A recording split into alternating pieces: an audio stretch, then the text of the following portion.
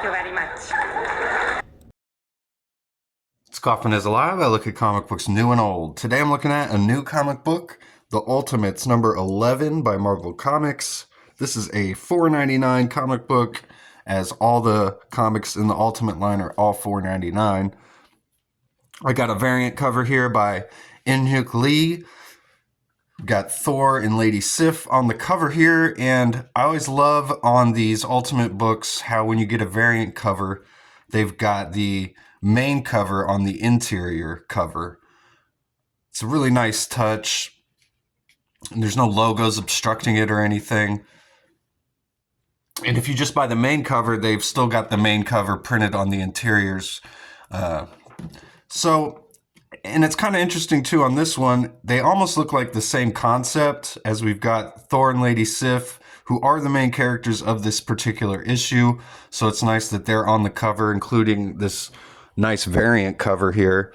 But they've got these like power balls in this like power tree behind Loki here that's almost like the same thing. And I wonder if the artists were given similar instructions on what to draw here on the variant cover from the main cover, which is something that you don't really see from variant covers, which I think would be cool, is if you had like artists depicting given like similar instructions and then you see what they come up with, which I feel like is kind of what we get here. So, and this main cover here, this is by, got to go all the way to the back to get the credits here. Ario Anindito. So I'm not an artist I'm real too familiar with, but I really like this A cover as well. But since we got this variant cover that also features Thor and Lady Sif, I had to pick it up. I think it's a pretty cool looking cover. And we got Dennis Camp writing this issue, and he's written every issue. Juan Frigeri is the artist. He's been the main artist on this book as well.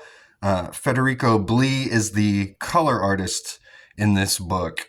And I gotta say, I'm not a huge fan of the colors in this book. It seems like a lot of faded colors, and I'm just not a huge fan of it. But I do like the artist, Juan Frigeri. His artwork in here looks really good. And this issue is pretty cool because it's just a splash page issue. Every single page is a splash page. So we get the credits here, the roll call of the Ultimates, very much obviously the like Avengers of this team, of this universe.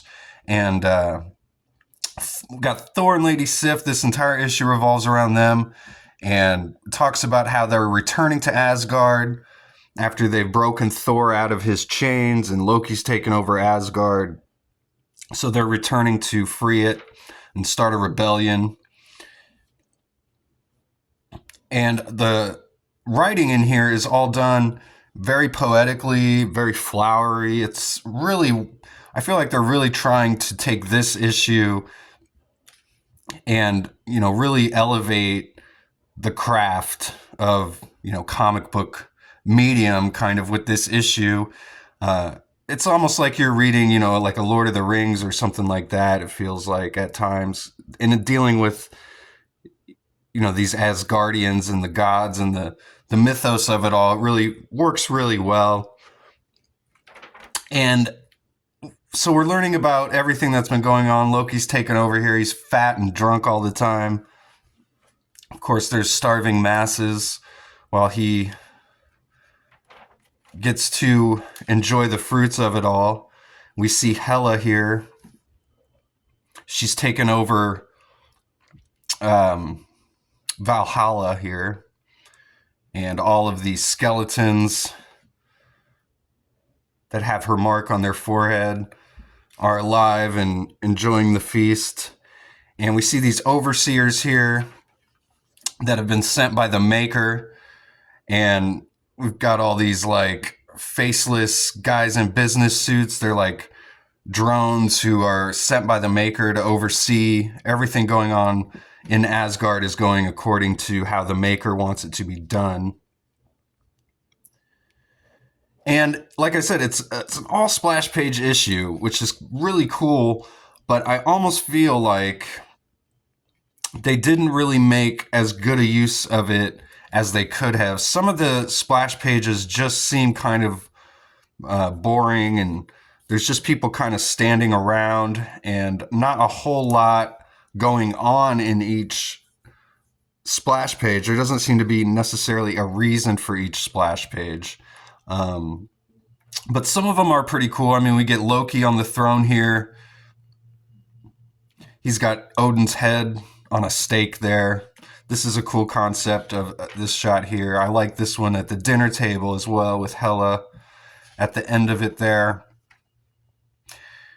I do like the concept of men in business suits, like overseeing all this, mythology and overtaking Asgard in the shadows. It's kind of cool. This one of the tree I really like too. So Thor and Lady Sif, they basically lay down together here. And then after that, everything just kind of goes back to how it was with their relationship. Like it says, then they're back to old ways like always, leaving important things unsaid, all business instead. They still had to make dread war on the dead. So as you can see, it's very flowery, and all the writing in here is just very poetic. It's really well done. We get a good action shot here of Thor battling the frost giants. So there's one splash page where it's kind of necessary. We see Lady Sif rescuing the slave we saw from earlier in the issue here. Everyone's been killed now. Loki's fled. One thing I did notice about this issue too, it is all splash pages, so we get these big giant, pieces here on every page. But there's like ads on almost every single page in here, and it really hurts the flow of this issue. Picking this issue up specifically in a trade would probably come off a lot better. This whole story would probably come off a lot better. Like we get the Gwenpool ad, and then there's another Thor ad, Phoenix ad. Turn the page here. There's One World Under Doom ad. Finally, we get one without an ad here. Loki is raging, rapidly aging, unused to time and losses. The problem with most bosses. He gathered his banners, his swords, hammers, summons a rousing speech, but without his mead, only stammers. So then, now that the rebellion has started, Loki and his forces just double down on all of their suppression, dispossession, aggression, as it says. We get another ad, and then Thor and Lady Sif have started the rebellion.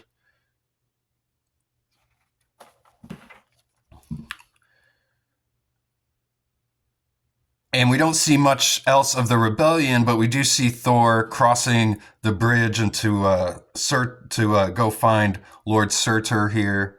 He's going to make a deal with the Flame Lord. I really like this page here. Probably my favorite page in this book, maybe. I do like the colors on this page a lot. And this one, too. This is a cool... He's making the deal with Surtur to burn it all down. I guess burn Asgard all down. I love all these like little minor demons in the background. And that's pretty much the end of the Thor story. And then we get this just like basically a minor epilogue here with, we're seeing Tony Stark being rebuilt here.